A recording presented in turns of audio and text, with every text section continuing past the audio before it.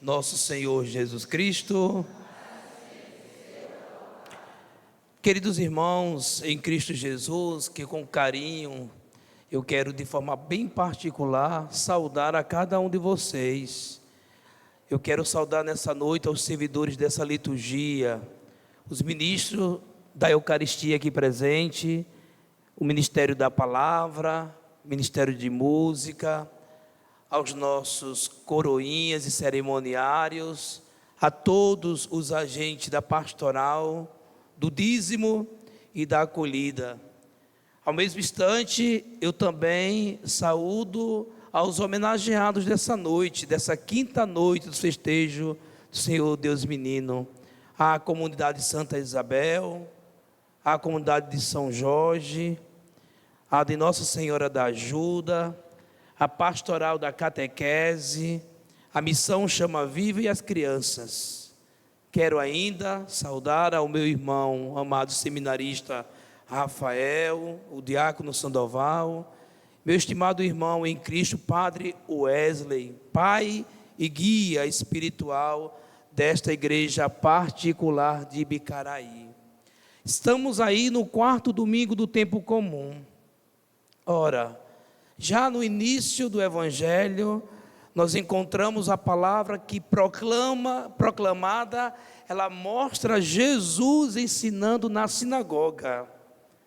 E algo de extraordinário acontece ali, no ensinamento de Jesus. Tão forte que todos, diz aqui o evangelista Marcos, todos ficavam admirados com os ensinamentos, pois ele ensinava como quem tem autoridade, não como os mestres da lei. Ora, seria interessante a gente voltar à primeira leitura no livro do Deuteronômio, até porque é reservado a Moisés a trazer uma esperança de um anúncio para aquele povo, né? Moisés, ele anuncia a toda a nação a esperança profética. Diz assim o Senhor na boca de Moisés, na primeira leitura: o Senhor teu Deus fará surgir para ti, da tua nação e do meio dos teus irmãos, um profeta como eu. A ele deverás escutar. Daqui a pouco eu chego no tema. Os puros de coração, bem-aventurados são os puros de coração. Mas olhe esse grande anúncio de Moisés: a este profeta que vai vir, a ele deverás escutar. Ainda no versículo 18, 20, Moisés ainda diz para o povo referente àquele profeta: eu porei em sua boca as minhas palavras, e eles lhe comunicará tudo o que eu lhe mandar. Eu mesmo pedirei contas a quem não escutar as minhas palavras, que ele pronunciará em meu nome. E aí eu pergunto a vocês, em todo momento na primeira leitura, Moisés, ele discursa a vinda de um profeta. Quem será este profeta anunciado por Moisés? O que fará este profeta a favor do seu povo? Nós precisamos saber, definir quem é este profeta, porque aprendendo a definir quem é este profeta e o papel desse profeta, nós precisamos nos juntar a ele para cumprir a missão confiada. Por isso que o Evangelho, por isso que lá em Cesareia, acho que vocês lembram dessa passagem, Cesareia de Filipe, Jesus perguntou aos seus: quem dizem os homens ser o Filho do Homem?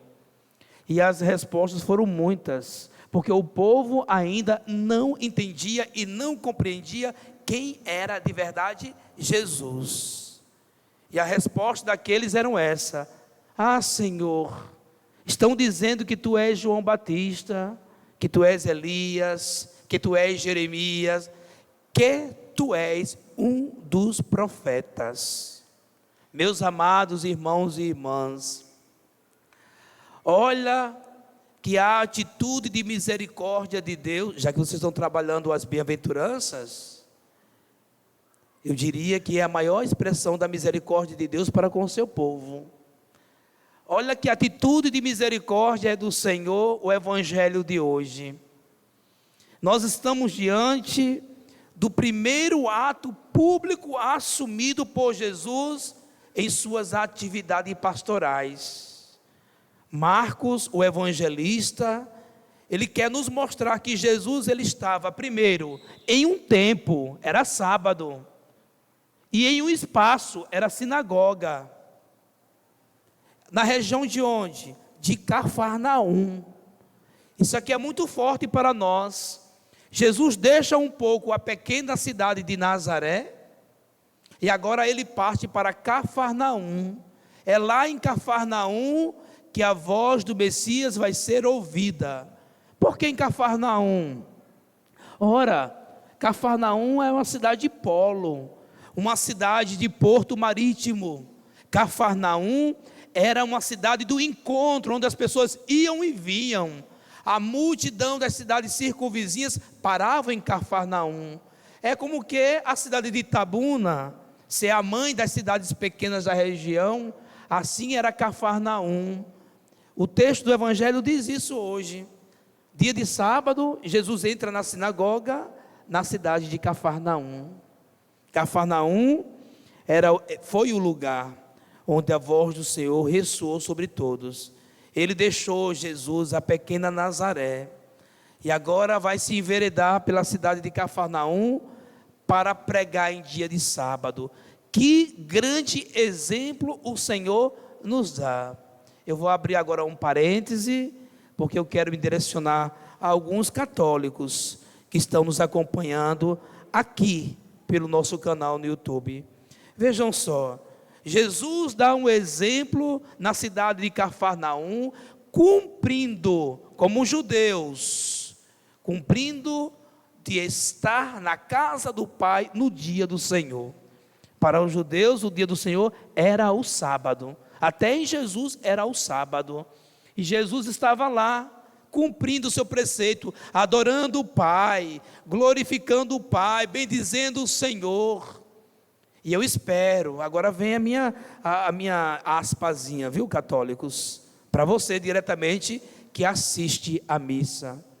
Eu sei que alguns têm algumas limitações, estão em casa porque estão doentes, estão em casa porque estão tomando conta de doentes, estão em casa porque estão de plantão em algum trabalho, seja médico, policial, seja, sei lá, estão trabalhando.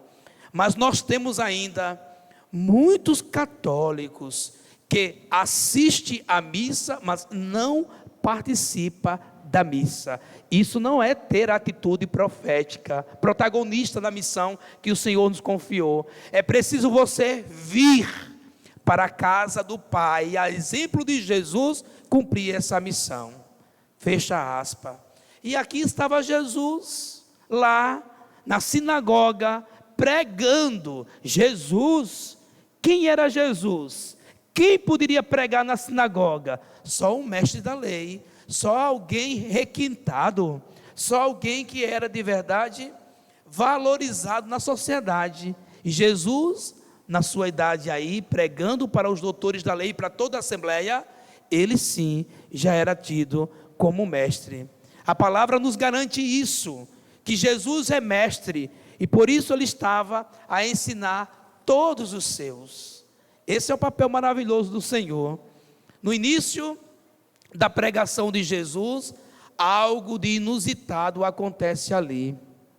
Logo na pregação, observe que nós estamos ali no Evangelho diante de um ato público missionário de Jesus.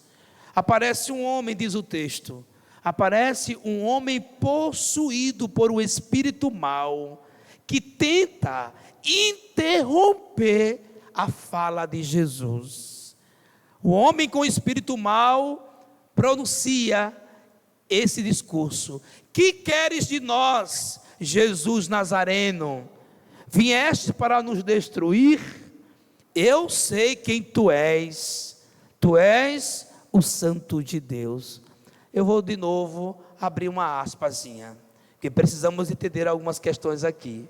Observe, gente, observe que esse espírito mau tentou calar a voz daquele que é profeta dos profetas, tentou calar a voz de Jesus.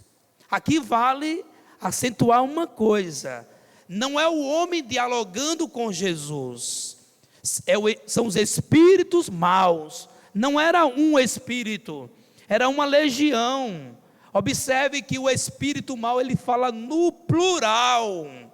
É no plural que ele remete a fala ao mestre. Que queres de nós? Não é um espírito, são vários. Viestes para nos destruir? Eu sei quem tu és. Meus amados, que espírito mau é esse? Que espírito mau é esse? Eu estou ainda dentro da raspazinha, para tentar provocar em nós uma situação. Muitos de nós aqui estamos ainda possuídos por espíritos maus, porque não compreendemos os mistérios do Senhor, porque trocamos o Senhor por tanta coisa no mundo, porque não ouvimos o seu chamado, não enxergamos a sua presença, e aí atrapalha ou tenta atrapalhar o projeto de Deus. Quantas pessoas ainda estão na igreja tentando atrapalhar o projeto de Deus? Estão com espírito mau. Não são pessoas puras de coração, não. Vou chegar no tema agora. São pessoas com espíritos maus. E para esta, a gente tem que utilizar justamente a força de Jesus. Observe que não era o homem que falava com Jesus, mas esse espírito mau. Esse espírito mau, ele calou o homem, estagnou o homem, deixou o homem paralisado. Observe nós também, porque às vezes nós não avançamos na vida, porque vários espíritos maus, traduza como espírito mau, toda a força, toda a ideologia, toda a ideia que quer tentar destruir o projeto de Deus. Quem quiser destruir o projeto de Deus, quem quiser atrapalhar o projeto de Deus, esse sim está possuído por um espírito mau. E esse espírito mau tentou, no primeiro ato público de missão de Jesus, fazer isso. Mas Jesus não deixou. Mas Jesus não permitiu. Jesus não permitiu que o mal tivesse força. E disse naquele momento de discurso: cala-te e sai.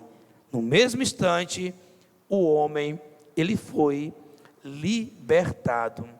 Jesus, sendo mestre, ele veio para assumir esta função libertadora. Ele veio para nos libertar de todos os maus que nos impedem de encontrar com Jesus. Aí está uma atitude de misericórdia. Jesus sabia que não era o homem que estava falando com ele, mas era um espírito dominando aquele homem. Por isso que para primeiro fazer esse encontro com Jesus, foi preciso e é preciso na nossa vida purificar o nosso coração. Marcos, ele termina o evangelho tentando fazer mais ou menos um sumário da vida de Jesus. E ele aponta nesse sumário, a cidade da Galileia. E lá, como diz o finalzinho do texto, a fama de Jesus se espalhou por toda a região da Galileia. Olha só, Jesus deixa Nazaré, assume Cafarnaum para fazer a missão acontecer, e já no fim da missão em Cafarnaum, ele sinaliza que vai começar de verdade agora a sua vida pública na Galileia. A Galileia é sentido de cidade dos marginalizados, é o lugar da esperança. A Galileia é o lugar da libertação, é o lugar onde a misericórdia de Deus vai transcender sobre aqueles que estão marginalizados. Deixa eu tentar abrir uma aspa agora de novo e perguntar, lá na Galileia, quem seria hoje os marginalizados? Quem seriam os marginalizados que o Senhor iria encontrar hoje na Galileia? Os cegos, os mudos, As crianças com todas as suas limitações, seja autismo, seja Down, seja outras doenças ocultas, o gay, a lésbica, a mulher que vive junta. Quem seria o marginalizado hoje? O idoso é marginalizado. Hoje eu pregava isso lá na paróquia. Vocês idosos são marginalizados para a sociedade não gosta de vocês, e tem muita gente da sua família que não gosta de você, porque eles entendem lá que o idoso dá trabalho, o Estado entende que o idoso dá gasto. Olha o plano de saúde, por que o do idoso é o mais caro? Porque não deveria ser igual para todo mundo. Como é que eles entendem? Mas não se preocupe, não vos preocupeis, Jesus está contigo, Jesus é o Senhor. Por isso que Ele fala agora, não para os espíritos maus, os que detêm o poder, os que querem te escravizar, os que querem te dominar, os que querem te humilhar.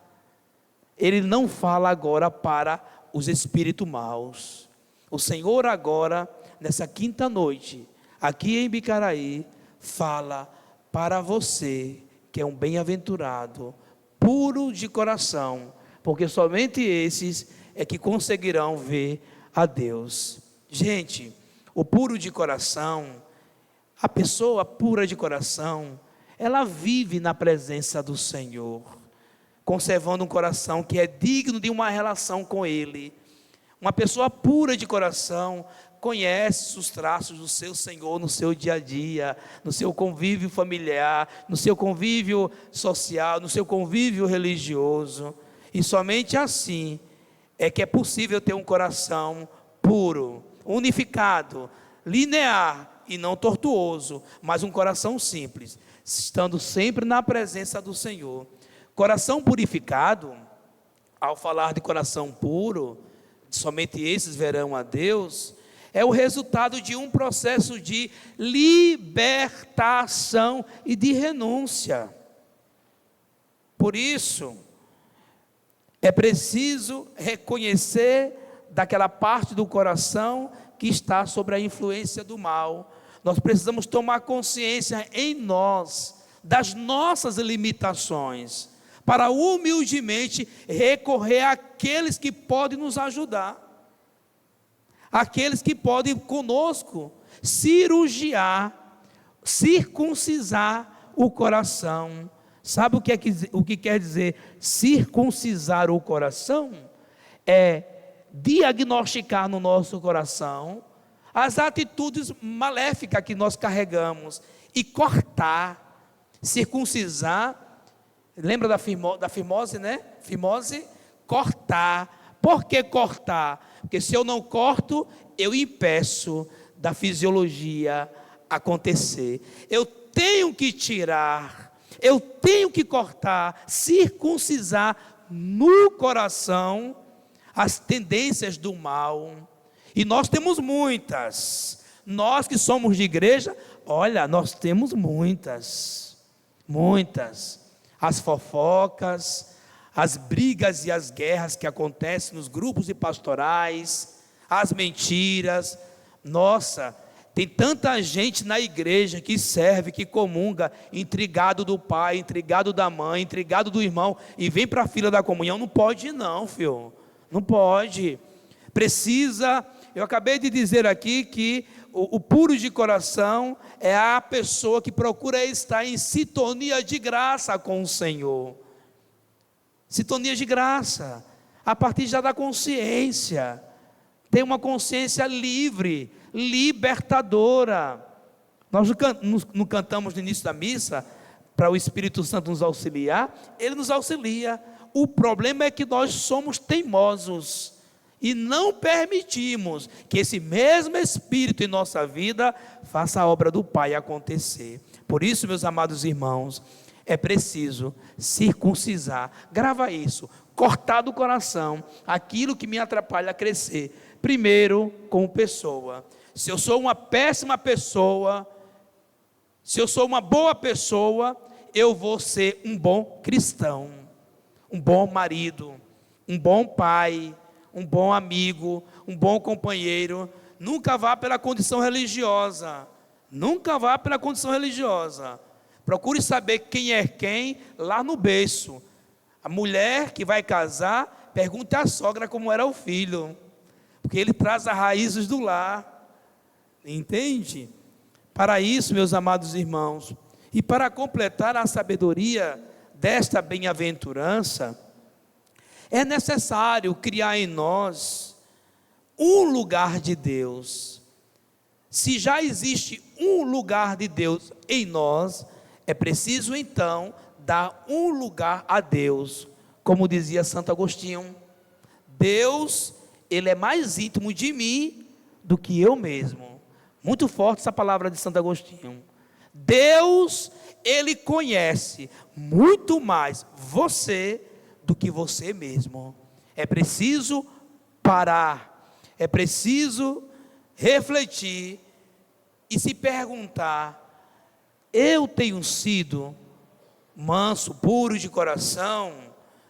Eu posso ser chamado de bem-aventurado, como puro de coração? E as minhas tendências? E as minhas atitudes? E as minhas implicações nas relações? Meus amados, vocês estão fazendo esses dias, pelo que eu percebi, uma caminhada nas bem-aventuranças. Estamos na quinta noite, e é Deus de verdade, é Deus falando conosco, dizendo: se converta. Conversão deve ser a nossa atitude diante das bem-aventuranças. Somente aqueles que se colocam em disciplina e no compromisso desse protagonismo da missão, claro, conseguirão ser chamados um dia de puros de coração. Não vai para o céu só quem faz.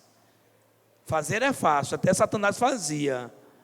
Vai para o céu quem de verdade é puro e manso de coração. Ser puro, manso de coração, não é ser besta para o outro nos pisar, não. Para com isso, não é não, ser besta não. Parece que nós só prestamos quando a gente fala para o outro: pode, faça, vá, concordo. E no dia que eu disser: não vai, não faz, não quero, eu não permito, será que a atitude nossa como cristão continua a mesma? Ou eu tomo essas lições aí como instrumento formativo para mim? É preciso revisar nossa caminhada. É preciso pensar nessa caminhada. Porque Jesus, Ele quer de verdade trabalhar aqui, no coração e na mente. Não basta entender. Não basta somente entender.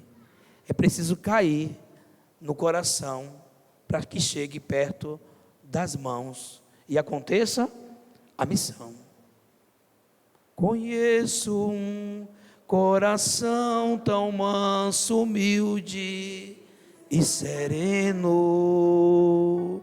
que louva ao Pai por revelar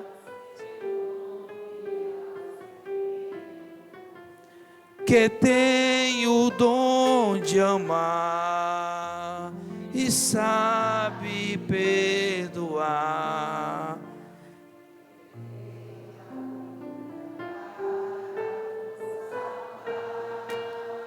Canta comigo: Jesus, Jesus,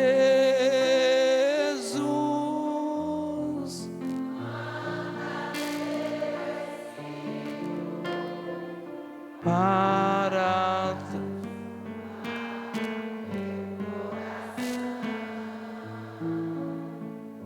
Jesus,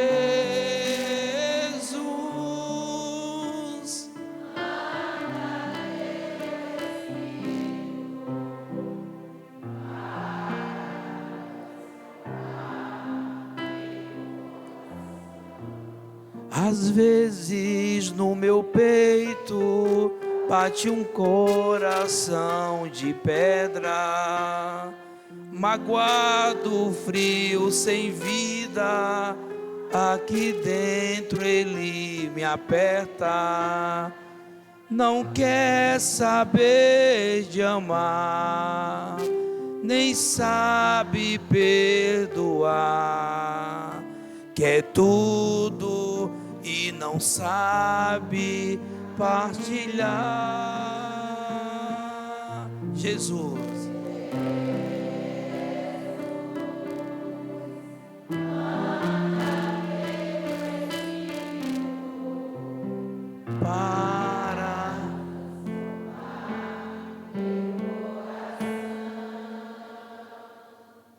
Jesus,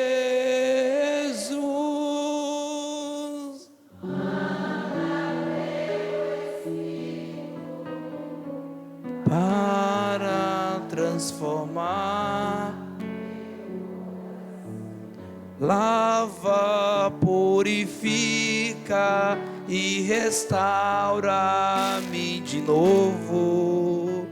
Serás o nosso Deus e nós seremos o seu povo.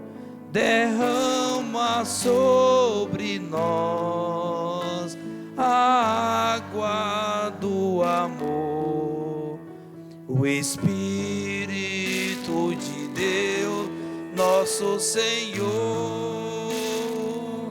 Eu deixo com vocês agora.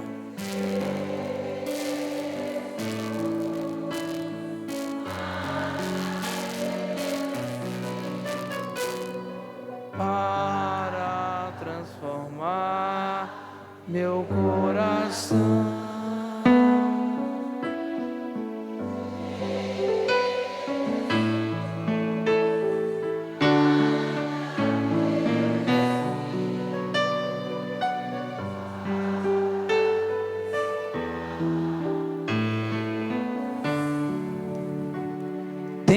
Tenta esses dias rezar essa canção, porque fala muito das bem-aventuranças, do que a gente precisa fazer aqui, no nosso coração.